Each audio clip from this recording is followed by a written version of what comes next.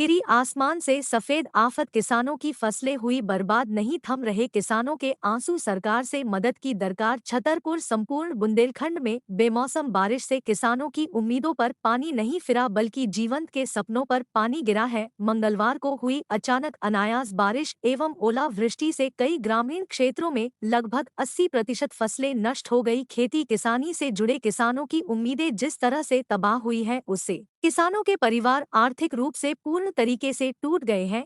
कोई किसान अपनी बेटी की शादी के सपने, अच्छी फसल पैदावार होने की उम्मीद में सजोए बैठा है, तो कोई किसान अपने ऊपर लदे कर्ज को चुकाने की उम्मीद में आस लगाए बैठा है। लेकिन कुदरत की मार का कोई अंदाजा नहीं लग सकता कि कब कैसे किस रूप में आफत और मुसीबत आ जाए। लेकिन दूसरी ओर बात की जाए सरकार और प्रशासन में बैठे नुमाइंदों की, अब इन पर भरोसा किसान किस प्रकार से करे। तमाम सरकारी योजनाएं का क्रियान्वयन अधिकतर कागजों तक ही सिमट कर रह जाता है। धरातल पर इन सरकारी योजनाओं का लाभ लगभग शून्य नजर आ रहा है। कुछ हद तक यदि सरकारी योजनाओं का लाभ मिलता है तो ऊंट के मुंह में जीरा जैसा ही बताया जा रहा है। बुंदेलखंड के सागर संभाग के 6 जिलों में रबी की फसल की कितनी बुबाई हुई और खेती किसानी के लिए कितने किसान कर्ज लिए हैं, इसका लेखा जोखा भी सरकार और प्रशासन की आधिकारिक वेबसाइट पर नहीं दिखाई दे रहा है।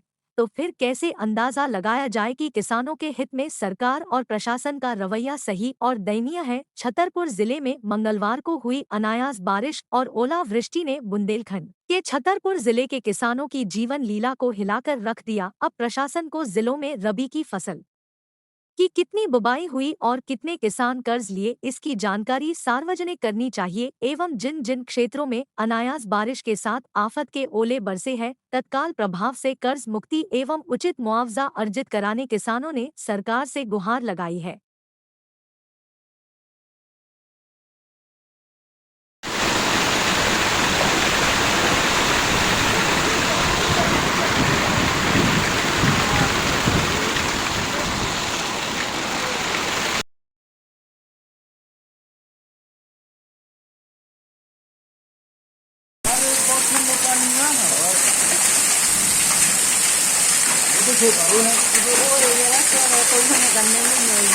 पूरी फसलें बर्बाद हो गई।